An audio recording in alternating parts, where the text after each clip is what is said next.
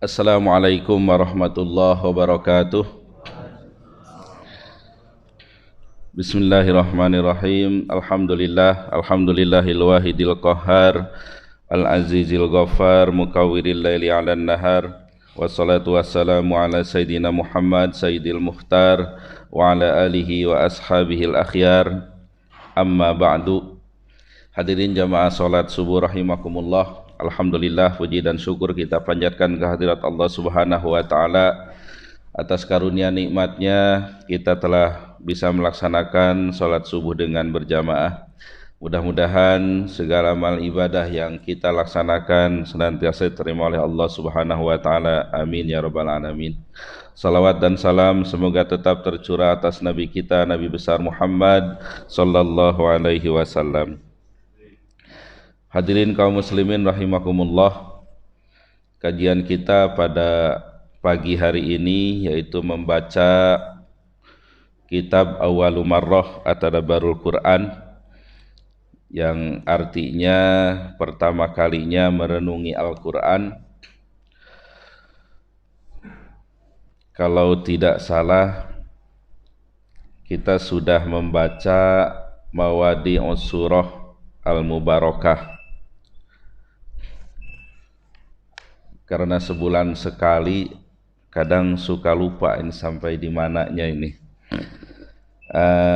Ala kulli hal, yang kita ingat kita coba ulang kembali bahasannya. Kalau tidak salah Arabnya sudah kita baca.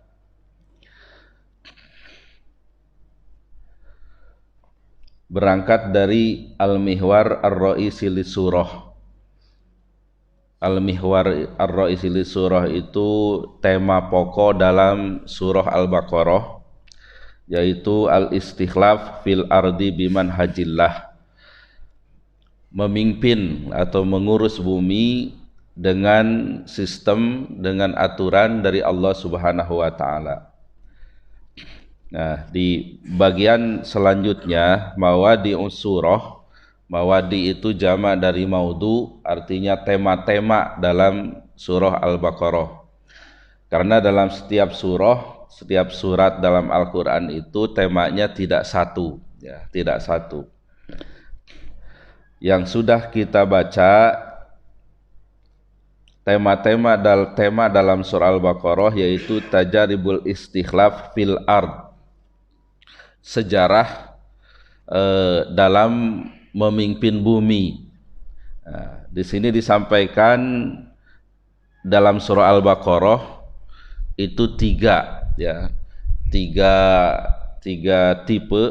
Ya. Yang pertama Nabi Adam alaihi salam, ayatnya sering kita dengar, a'udzubillahi minasyaitonirrajim, wa idz qala rabbuka lil malaikati inni ja'ilun fil ardi khalifah. Ketika Tuhanmu berfirman kepada para malaikat bahwa aku akan menjadikan khalifah, ya, khalifah di muka bumi. Ada yang mengartikan khalifah itu ya dari khalafa. Khalafa itu menggantikan, ya. Dalam hal ini menggantikan, ya, bukan artinya posisi yang sama, ya. Jadi tugas Allah yaitu memimpin, memelihara bumi ini, ya, yaitu Nabi Adam. Nah, ini yang pertama sudah kita baca. Di antara pelajarannya di sini disampaikan bahwa dalam sejarah Nabi Adam itu disampaikan permusuhan iblis. Ya, permusuhan iblis di mana wa annahu la yaddakhiru waqtan wala juhdan limuharabatina wa igwaina huwa wa qabiluhu, di mana satu saat pun, satu detik pun, ya, iblis itu tidak berhenti, ya, untuk berusaha memerangi dan menyesatkan kita.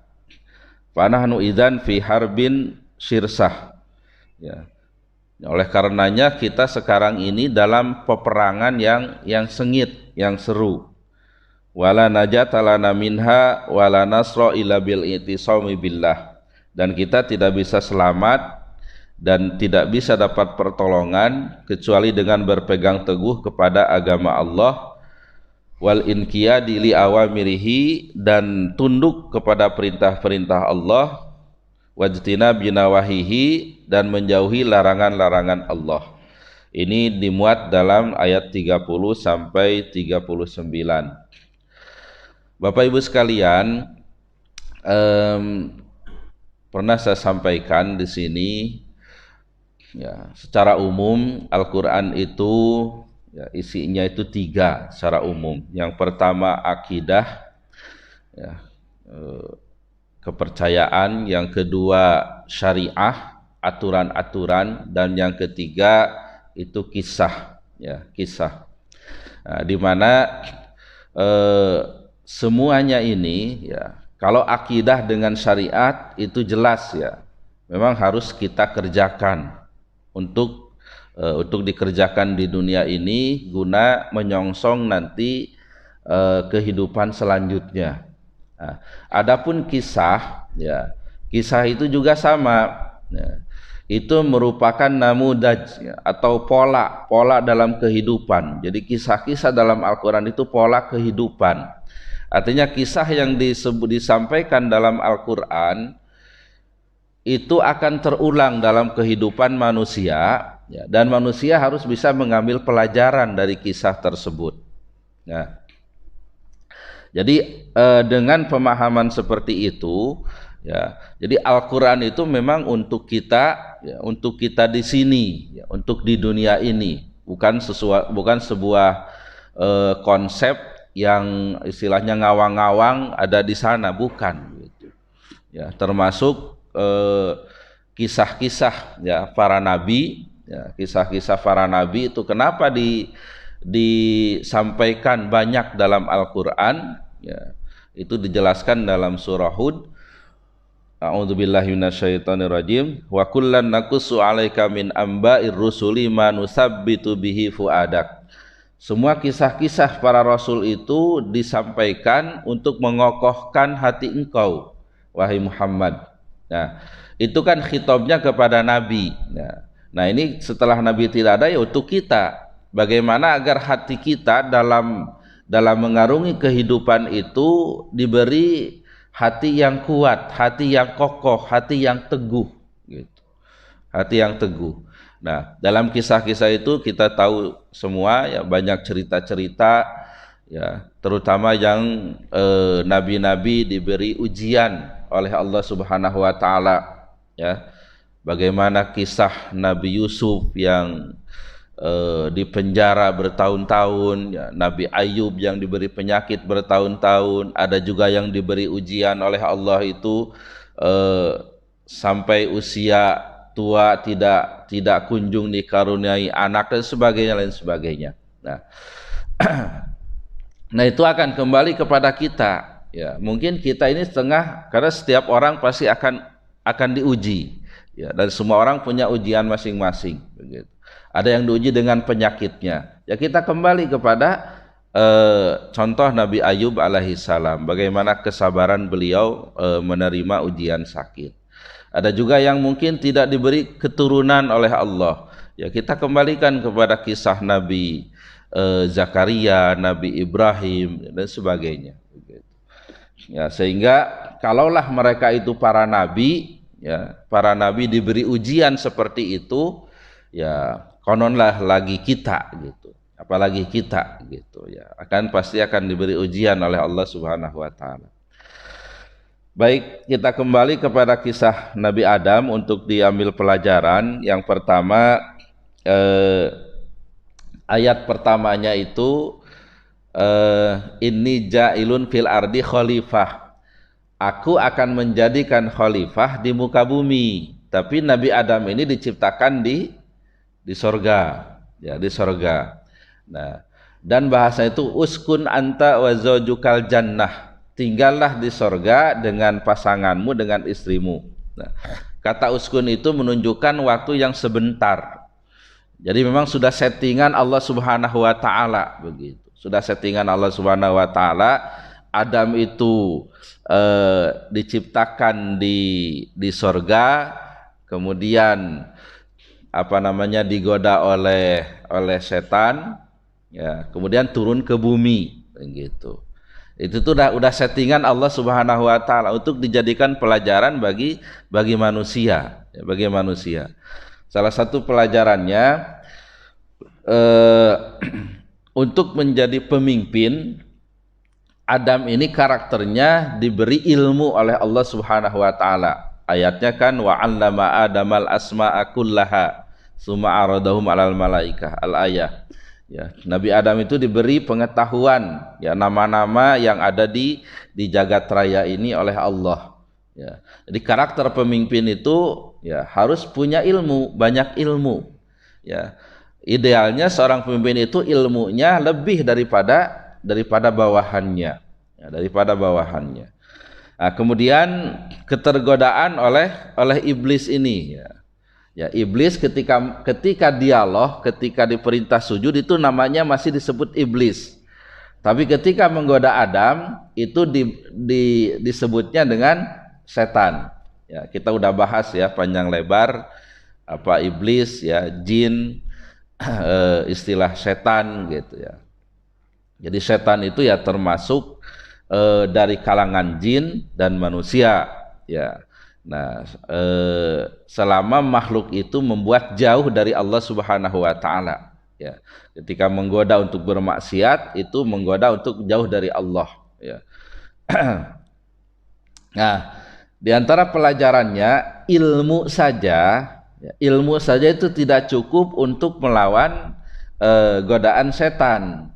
Ya, karena terkadang banyak orang yang punya ilmu, ya, tergoda juga oleh setan, begitu. Kadang ada banyak ilmunya itu ada istilah arogansi ilmiah, begitu. Merasa ilmunya banyak, merasa banyak baca dan sebagainya, begitu. Nah, ini juga kehati-hatian, ya, kehati-hatian dengan ilmu saja itu bisa tergoda, ya, oleh godaan setan. Nah, kemudian di antara pelajaran lainnya dari pernyataan iblis, ya, yang tadi kita baca, ya, ini kita harus hati-hati. Kenapa disebut perang yang sengit? Karena kalau kita katakanlah berkelahi, ya, dengan sesama manusia, ya, kalau kalah itu ya mungkin bonyok atau berdarah atau pingsan dan sebagainya, begitu, atau mati, begitu. Nah, tapi ketika kalah dengan godaan setan, ya, konsekuensinya adalah kesengsaraan yang abadi, yaitu di neraka, Nah, tapi manusia juga jangan khawatir karena kita diberi senjata oleh Allah untuk melawan godaan setan ini. Ya, yang pertama diantaranya keimanan, ya, kemudian ilmu, ya. Dengan ilmu itu kita bisa mengalahkan setan, salah satunya dengan banyak berzikir, ya, sudah saya sampaikan juga. Nah, ketika tergoda juga maka ada benteng berikutnya yaitu dengan taubat. Itulah contohnya taubat Nabi Adam alaihi salam. Nah, ini yang pertama dari kisah Nabi Adam alaihi salam.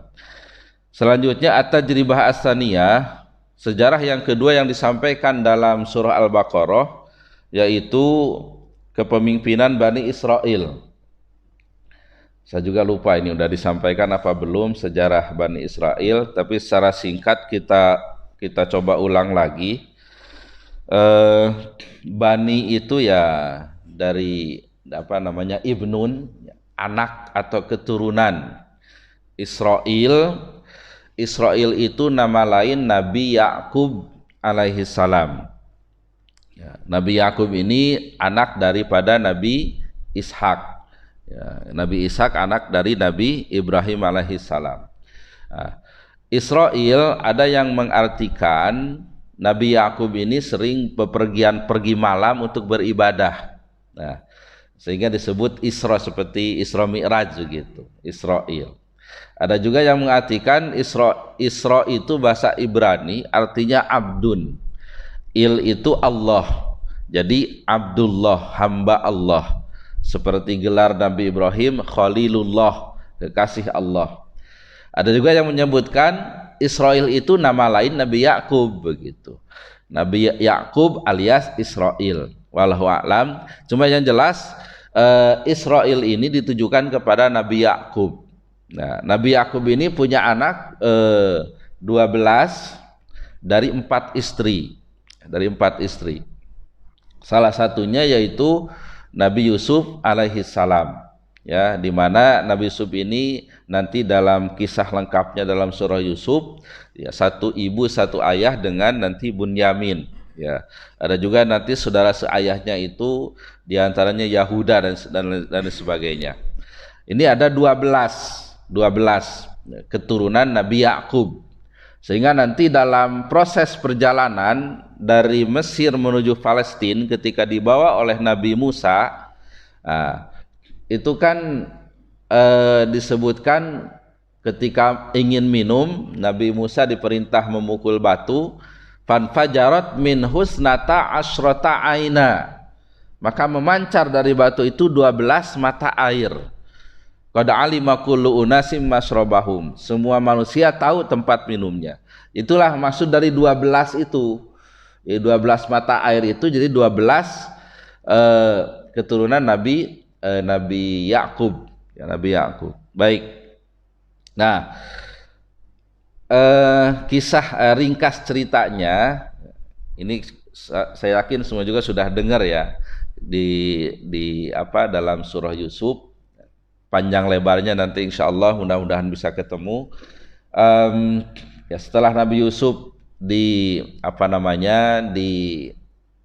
dijatuhkan ke sumur, kemudian diangkat oleh Sayyaroh, ya, yang bepergian di jalan itu, dijual jadi budak hamba sahaya, kemudian sampai jadi menteri begitu intinya.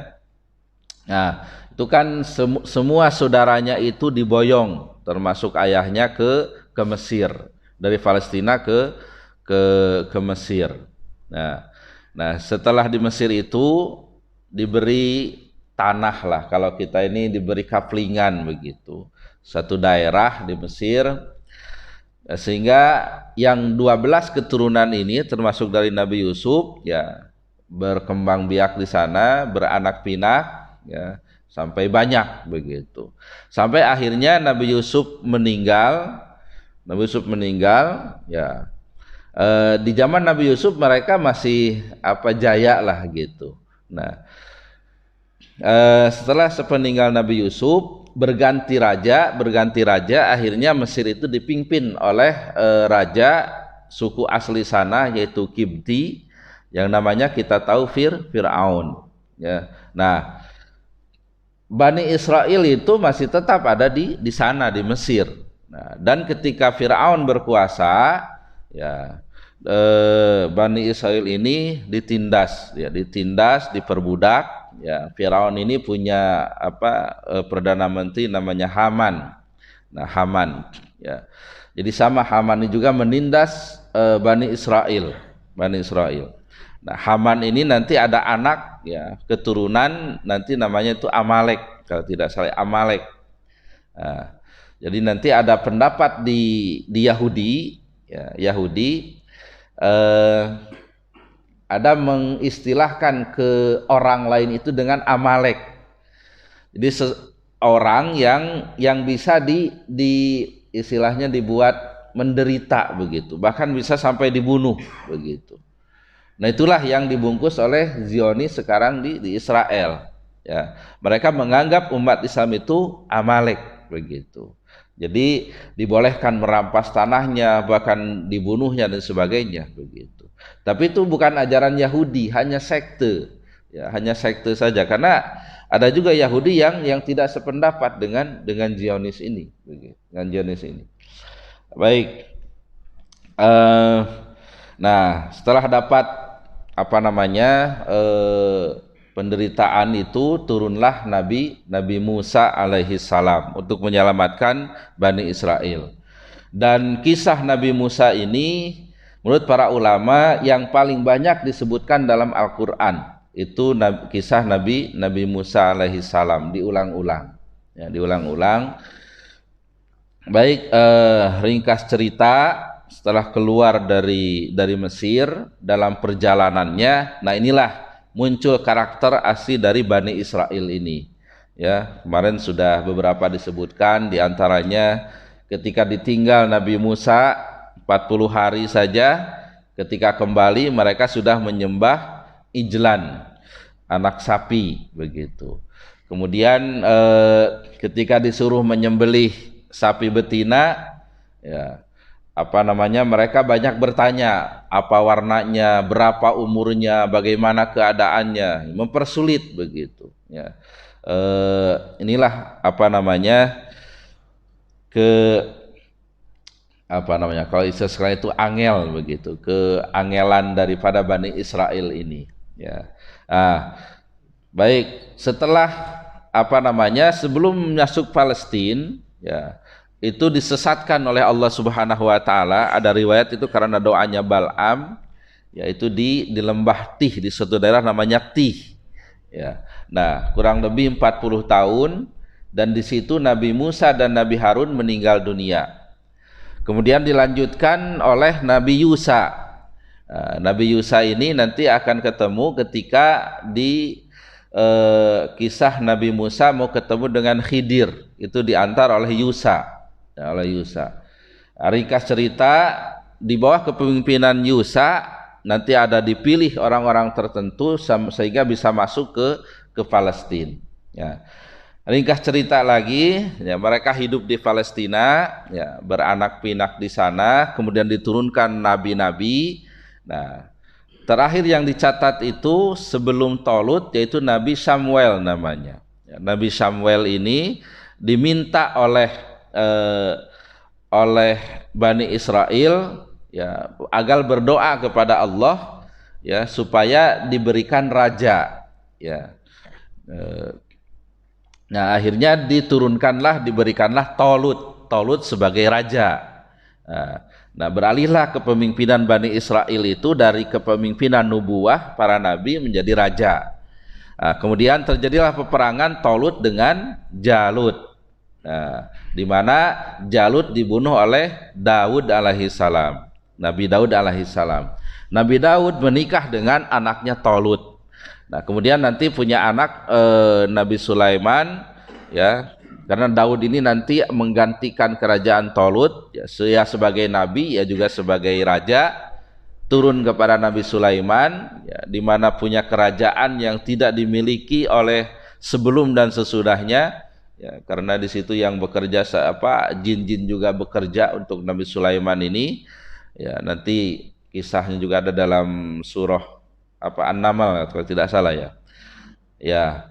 Nah, kemudian setelah sepeninggal Nabi Sulaiman alaihissalam, ya, nanti ada datang yang menyerang, ya, suatu orang raja, ya, rajanya namanya Buhtun Nasr, ya, sehingga Palestina itu rusak. Ya, hancur sehancur-hancurnya. Tapi di situ masih ada nabi, namanya nanti Nabi Uzair alaihissalam. Nanti ada kisahnya nyambung dengan bahasan di sini. Ya, baik, itu kisah ringkasnya dari Bani Israel ini. Baik, mereka gagal karena walaupun mereka sudah diunggulkan, diutamakan, ya, dalam zamannya, tapi mereka itu menerima karunia pemberian dari Allah itu dengan kekufuran, dengan isyan, dengan durhaka, wal juhud, dan keingkaran. Fadayau al amanah, mereka menyia-nyiakan amanah, ya, dan lain sebagainya. Itulah Bani Israel yang gagal dalam memimpin bumi. Nah, kemudian yang ketiga pelajarannya yaitu Nabiullah Ibrahim alaihissalam. Ayatnya, wa idzibtala Ibrahim rabbuhu bi kalimatin fatammahun qala inni ja'iluka linnasi imama. Ketika Allah menguji Nabi Ibrahim alaihissalam dengan beberapa perintah, kalau melihat susunan, ya, susunan itu kan harusnya itu fi'il, fa'il, maf'ul, ya. Jadi runtutannya itu kan wa idzibtala Allahu, ya. atau Rabbu Ibrahim, ya, Ibrahima gitu. Ini kan teksnya wa idzibtala Ibrahima rabbuhu, ketika menguji kepada Ibrahim Tuhannya Ibrahim begitu. Jadi fa'ilnya dibelakangkan, yang mengujinya itu Allah itu. Nah, ini menunjukkan ya takdimu mahakuhu ta'khir itu adawatul hasri atau adawatul qasri. Jadi hanya Nabi Ibrahim saja yang diberi ujian itu gitu.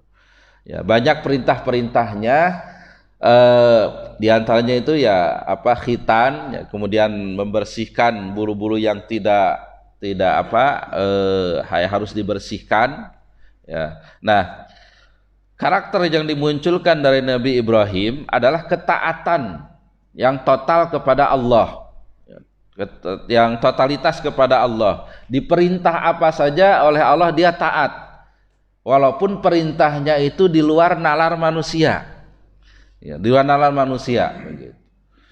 Katakanlah perintah khitan saat itu, ya, di usia sudah sepuh, ya, perintah khitan, ya, tidak dibayangkan seperti sekarang gitu. Ada pisau yang tajam, ada obat bius dan sebagainya. Yang ada saat itu kalau enggak pedang ya golok begitu. Ya, itu tuh kebayang seperti itu. Ya. Kemudian perintah Allah untuk mengumumkan haji, ya, mengumumkan haji. Ya, Nabi Ibrahim taat saja, naik ke Jabal Qubais mengumumkan bahwa ada perintah haji. Ya, saat itu tidak seperti sekarang, bicara di Jakarta, di Amerika, seluruh dunia bisa tahu begitu. Nah, tapi itulah kekuasaan Allah. Allah lah yang menyampaikan suara Nabi Ibrahim ke seluruh manusia. Ya. Begitu juga perintah menyembelih Nabi Ismail alaihi salam. Ya, beliau laksanakan juga begitu. Tapi akhirnya Allah menyelamatkannya dengan menggantinya dengan kambing, ya, kibas itu, ya. Nah, itulah karakter Nabi Ibrahim alaihi salam, ya, yang taat, yang totalitas kepada perintah Allah. Nah, sehingga dalam kisah perjalanannya Nabi Ibrahim ini tidak ada disebutkan seperti Nabi Adam. Bahkan ketika digoda oleh setan ketika mau menyembelih Nabi Ismail, ya, Allah beri perlindungan kepada Nabi Ibrahim ini, ya, dan itu diabadikan permusuhannya dengan setan dengan melempar jumroh, ya, dengan melempar jumroh. Nah, ini jadi untuk membentengi dari godaan setan itu taat yang mutlak kepada Allah, ya. Kalau dalam surah Al-Hijr itu illa ibadaka minhumul mukhlasin. Jadi setan itu angkat tangan untuk menggoda orang-orang yang ikhlas. Ya, ikhlas itu ya berbuat semata-mata untuk Allah, ya, semata-mata taat perintah Allah Subhanahu wa taala. Dia tidak punya kepentingan kecuali ini perintah Allah, ya. Mau salat, baca Quran dan sebagainya, ya udah, tidak, ya ini hanya perintah Allah saja begitu. Itulah ikhlas. Baik. Itu sudah kita baca, ya, diulang kembali untuk kita jadikan pelajaran, ya. Jadi yang paling ideal pemimpin itu, ya, sosok Nabi Adamnya ada, ilmunya banyak, dan sosok Nabi Ibrahimnya juga ada, ibadahnya juga, ya, ketaatannya kepada Allah juga ada. Ya, itulah nanti, ya, kriteria pemimpin yang harus kita pilih, ya. Baik. Kita lanjutkan baca buku ini. Nggak ada yang lainnya, ya, saya aja yang baca. Soalnya kalau bawa HP bisa baca bareng-bareng sebenarnya. Di share filenya, PDF-nya. Baik. Al-Manhaj wad Dustur. Ya, udahlah, dengerin aja sambil banyak berzikir, ya, niat beriktikaf, ya. Paham nggak paham, insya Allah ada pahalanya. Tapi mudah-mudahan paham dan bisa mengamalkannya. Baik, al-manhaj wad dustur, ya. Manhaj itu sistem, wad dustur dan perundang-undangan, ya. Jadi kalau tadi dalam kepemimpinan bumi itu disampaikan tiga contoh dalam surah Al-Baqarah ini. Nah, kemudian selanjutnya disampaikan sistem dan perundang-undangan atau aturan dari Allah. Bagaimana agar dalam memimpin bumi ini berjalan dengan baik begitu. Sumajal juzusani, kemudian datang juz kedua dari surah Al-Baqarah, yuwaddihu lil ummah, menjelaskan kepada umat al-manhaja wa dustur, sistem dan perundang-undangan, alladzi yasiruna alaihi, di mana umat itu melaksanakan yasiru itu berjalan, ya, jadi hidup di atas aturan Allah itu. Li tahqiqi muhimmatil istikhlafil ard, untuk mewujudkan, merealisasikan daripada tujuan kepemimpinan di muka bumi. Wa jaa hadzal manhaj wa hadzal dustur murattaban, sistem dan undang-undangan ini dan perundang-undang ini datang murattaban, secara tertib, secara berurutan, ya, teratur, ala marahila munasiban, sesuai dengan tahapan-tahapan yang sesuai, li ahwalil ummah, dengan keadaan-keadaan umat manusia, wa nufusin wa tabai'a afrodiha, sesuai dengan jiwa-jiwa manusia dan karakter daripada individu manusia itu sendiri. Ala nahwi tali, sebagai berikut. Jadi undang-undang dari Allah itu sesuai, sangat sesuai dengan karakter manusia, dengan karakter naluri manusia. Nanti insya Allah kita bisa lihat seperti dalam masalah pidana, ibadah dan sebagainya. Baik, yang disampaikan di sini yang pertama, al-awwal at-tamayuz anil umam as-sabiqah, berbeda dengan umat-umat terdahulu, wa takhallus minat tabaiyah. Takhallus itu berlepas diri atau tidak, ya, minat tabaiyah itu dari ikut-ikutan. Jadi umat Islam itu berbeda dengan umat sebelumnya dan tidak ikut-ikutan, ya. Enggak boleh umat Islam ini ikut-ikutan umat terdahulu. Ayatnya yaitu ayat 104. Di situ disampaikan, a'udzubillahi minasyaitonirrajim, ya ayyuhalladzina amanu la taqulu ra'ina wa qulu unzurna wasma'u walil kafirina adzabun alim.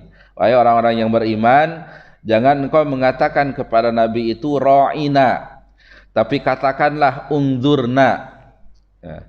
Ra'i dari ro'a itu asal artinya memelihara.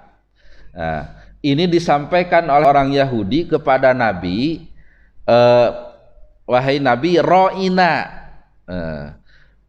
Orang Arab ngertinya ro'ina itu peliharalah kami, awasi kami, begitu. Tapi maksud orang Yahudi, ro'ina di sini itu maksudnya dari ro'unah. Ro'unah itu bodoh, ya, bodoh sekali. Jadi maksud Yahudi itu engkau itu bodoh, begitu. Nah, umat Islam disadarkan jangan ikut-ikutan seperti Yahudi, ya, mengatakan ro'ina kepada Nabi, tapi katakanlah undurna. Undur itu lihatlah, ya, pantaulah kami, wasma'u, dan dan kalian tuh harus mendengar, ya. Walil kafirina adzabun alim, dan bagi orang-orang kafir ada siksa yang amat pedih. Nah, itu maksudnya berbeda, ya, tidak ikut-ikutan dengan umat terdahulu. Kita punya sistem masing-masing, ya, punya sistem tersendiri. Yang kedua, at-tawazun wal wasatiyah fit tamayuz. At-tawazun itu kalau asal artinya keseimbangan, wazan itu kan timbangan, ya, keseimbangan. Wal wasatiyah itu pertengahan, ya, moderat, fit tamayuz, dalam perbedaan. Ayatnya Al-Baqarah 158. A'udzubillahi minasyaitonirrajim. Inna safa wal marwata min sya'airillah. Faman hajjal baita wa itamara fala junaha alaihi ayyatawafa bihima. Al-ayah. Sesungguhnya Safa dan Marwah itu merupakan simbol-simbol tanda kebesaran Allah. faman hajjal baita wa itamara fala junaha alaihi ayatawafa bi. Siapa yang berhaji atau berumroh maka tidak apa-apa mengelilingi Safa Marwah itu, yaitu bentuknya sa'i. Nah, bahasanya itu fala junaha alaihi ayatawafa bihima, tidak apa-apa gitu, enggak mengapa bersa'i di situ. Nah, ayat ini diturunkan adanya kekhawatiran dari umat Islam, ya, terutama waktu itu dari Madinah, di mana Safa ini ya merupakan tempat penyembelihan binatang untuk sesembahan mereka, yaitu Manat gitu. Jadi ketika diperintah sa'i, mereka itu ragu begitu, nggak mau gitu. Nggak mau karena ingat di situ tempat penyembelihan untuk sesembahan mereka begitu. Nah, jadi bertegas fala junaha alaihi ayatawafa bihima, tidak apa-apa tawaf di situ begitu. Itu kata Allah ya, kebolehan dari Allah. Nah, maksudnya yang saya pahami dari poin ini, walaupun berbeda, tapi kita ini tidak membuang semua dari agama-agama sebelumnya itu tidak dibuang semua begitu. Ya. Tetap ada yang kita ambil, yang baiknya kita ambil. Katakanlah kalau di sini ayat tadi ya, kaitannya dengan Safa dan Marwah. Ya. Tidak membuang Safa dan Marwahnya, itu min sya'airillah begitu. Tapi yang dibuang itu budaya menyembelih hewan untuk sesembahan Manat itu begitu. Ya, katakanlah Ka'bahnya ya tidak dibuang Ka'bahnya, yang dibuang itu yang berhala yang ada di sekitar Ka'bah itu gitu.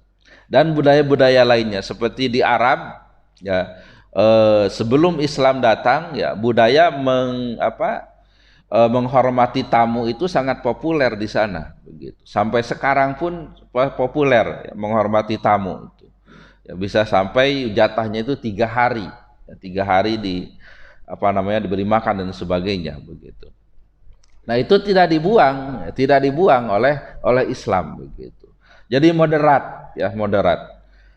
Nah, kemudian selanjutnya yang ketiga, ihtibarat amaliyah li ta'ah, ujian-ujian dalam ketaatan ya, dalam ketaatan. Di sini disampaikan ayatnya ayat 142.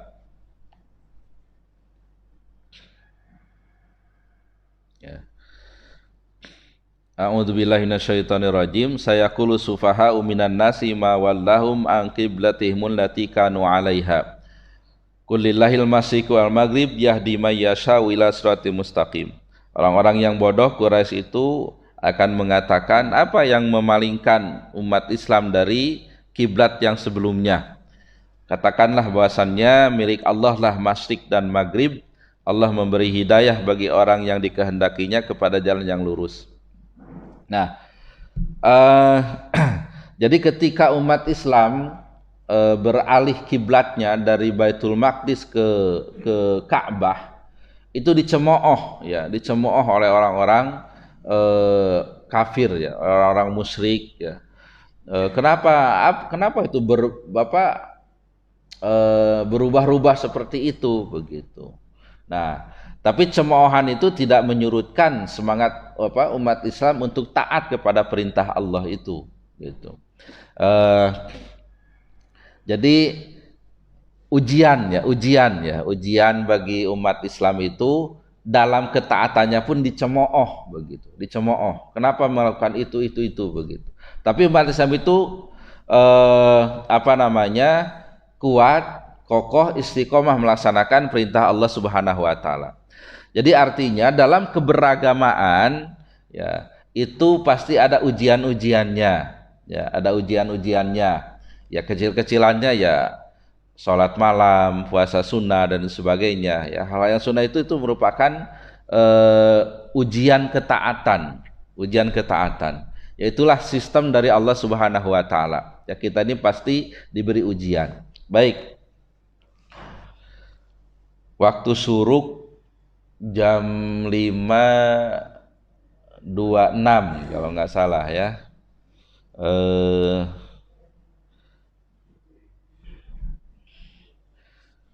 Berarti ya sunnahnya lewat 36 ya. Kita menunggu waktu syuruk, kita lanjutkan.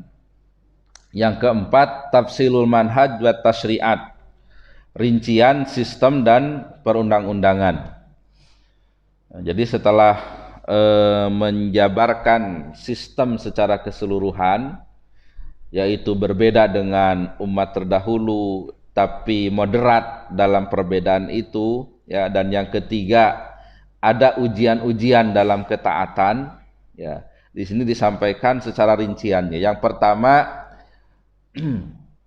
ibahatu thayyibatil ardi kulliha, kebolehan segala sesuatu yang baik yang ada di muka bumi, illa ma haramallah, kecuali yang diharamkan oleh Allah Subhanahu wa taala, wastasna, dan dikecualikan oleh Allah Subhanahu wa taala ya. Ayatnya 172. A'udzubillahi minasyaitonirrajim. Ya ayyuhalladzina amanu kulu min thayyibati ma razaqnakum washkuru lillahi in kuntum iyyahu ta'budun. Wahai orang-orang yang beriman, makanlah yang baik-baik yang ada di atas muka bumi, dan bersyukurlah ya, kepada Allah jika engkau itu hanya menyembah kepadanya. Ayat ini itu ada ayat sebelumnya sama konteksnya mengenai makanan, tapi khitabnya yang diajak bicaranya itu ya ayuhan nas.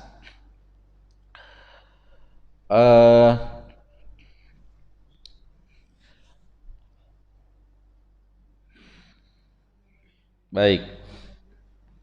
Ya ayuhan nas kulu mimma fil ardi halal. Apa? Saya juga lupa ini, nggak hafal.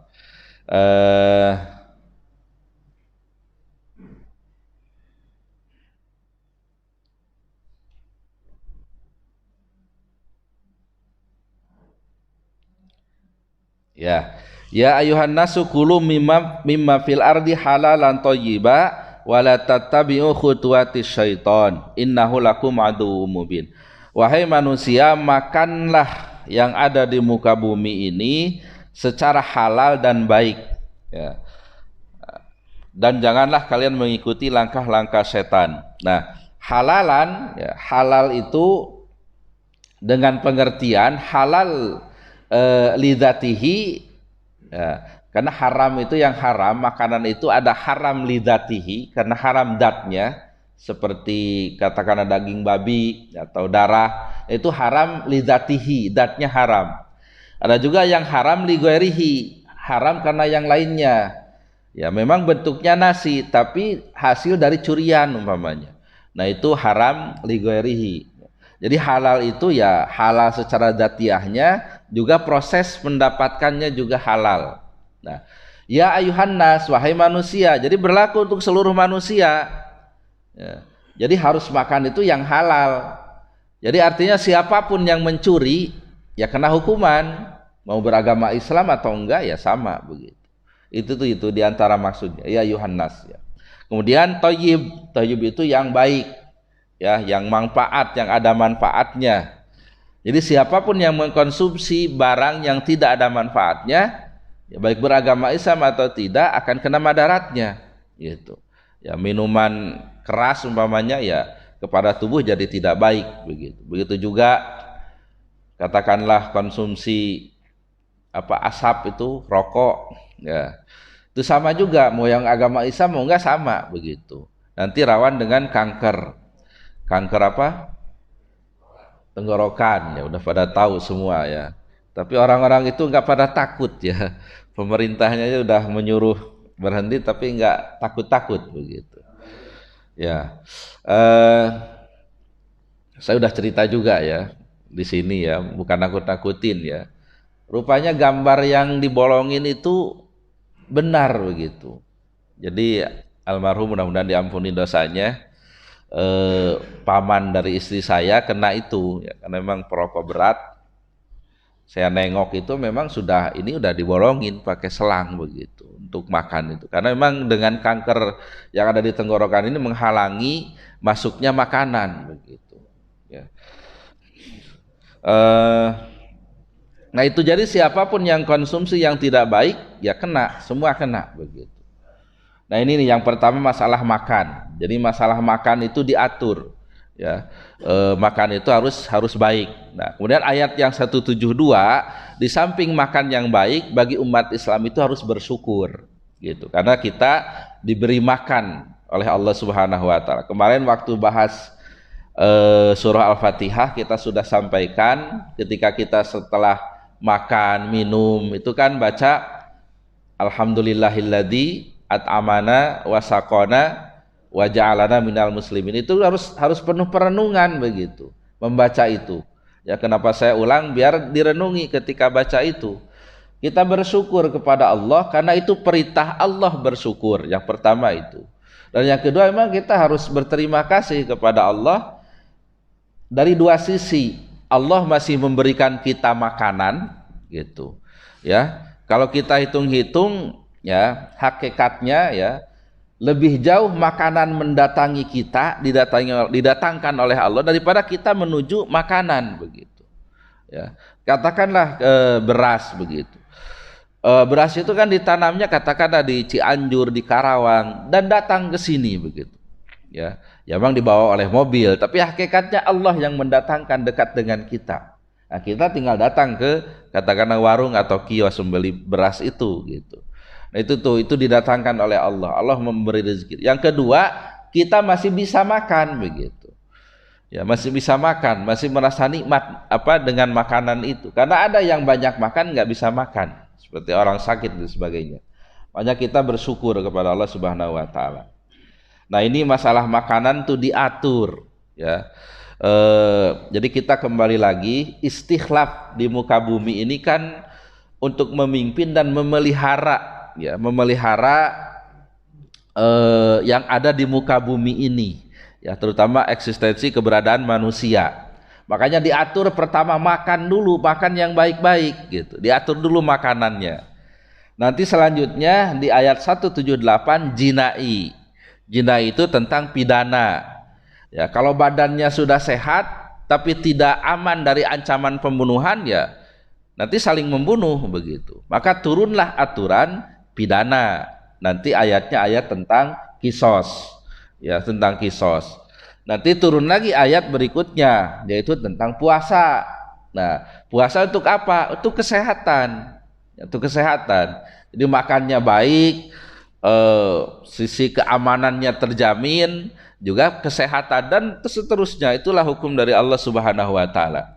Kita harus yakin bahwa hukum yang terbaik itu adalah hukum dari Allah Subhanahu wa taala.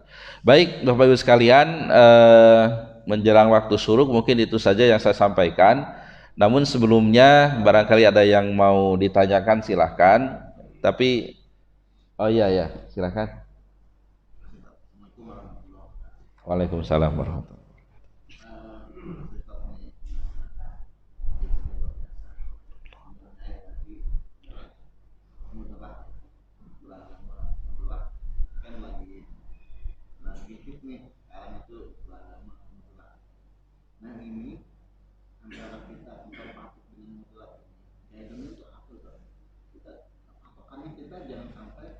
Modulatnya bablasan atau konservatifnya terlalu bablasan. Iya. Bekerja kita kan ada lingkungan pekerjaan, tinggal kan. Modulat ini gimana? Bagaimana kita menyikapi modulat ini? Iya.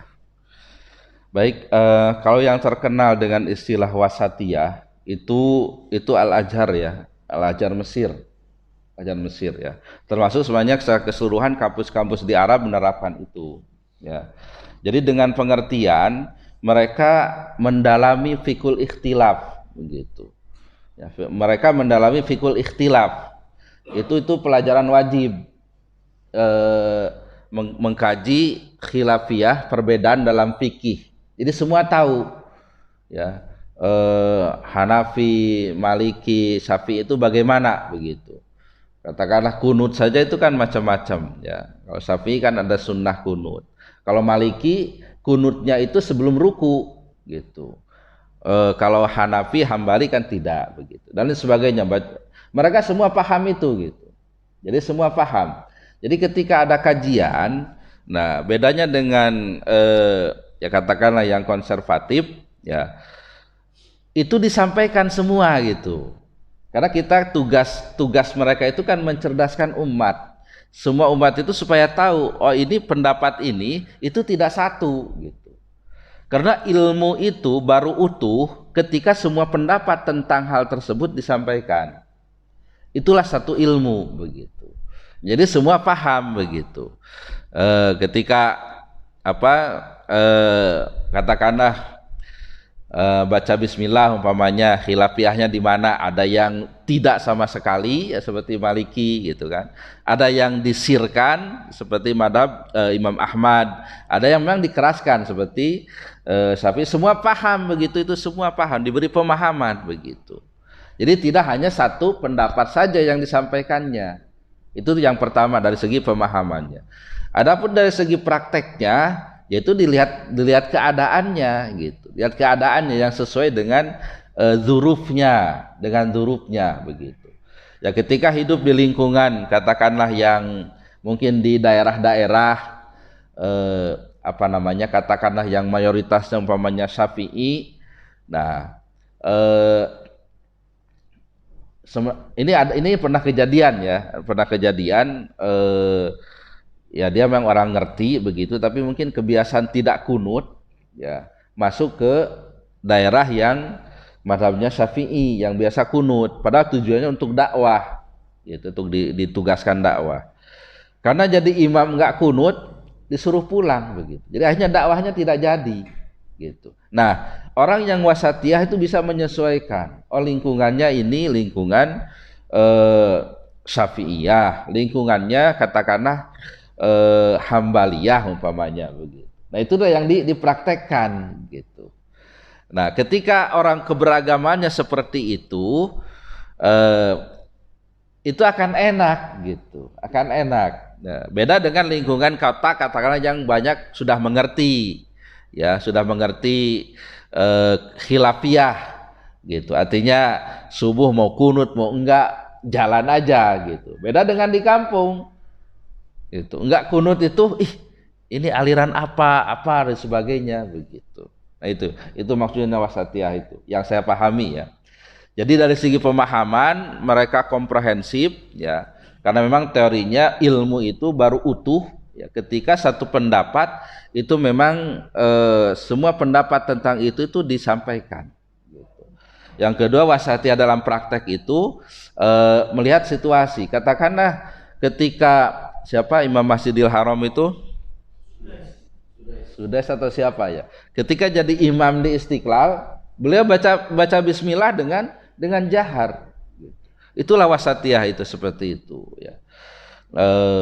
Jadi tidak kaku gitu, tidak kaku. Oh ini pendapat saya harus ini gitu, tidak. Tapi lihat situasi dan kondisi. Itu yang saya pahami Pak ya. Atau mungkin ada pendapat lain tentang wasatiyah, silakan.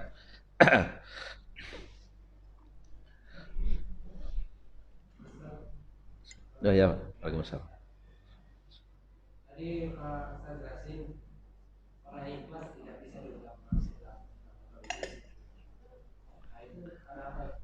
Karena orang ikhlas itu, karena orang baik belum tentu ikhlas, belum tentu juga sabar. Ya. Orang baik dan sabar belum tentu ikhlas. Atau orang ikhlas berarti baik dan sabar. Apa itu? Terus yang kedua ada banyak tadi tidak besar. Ya. Apakah karena Fir'aun itu manusia yang terjahat selama sepanjang sejarah manusia? Apakah dalam itu apa ayat ini? Saya akan sampaikan betul kamu ini Fir'aun sebagai baca sebagai manusia. Ya, ya. Baik, kalau mengenai itu, yang pertama tentang orang yang ikhlas, itu kan dalam surah Al-Hijr ya, ayat 40, illa ibadaka minhumul mukhlasin. Ya. Jadi ayat sebelumnya qala rabbi bima aghwaytani la uzayyinanna lahum fil ardi wa la ughwiyannahum ajma'in illa ibadaka minhumul mukhlasin.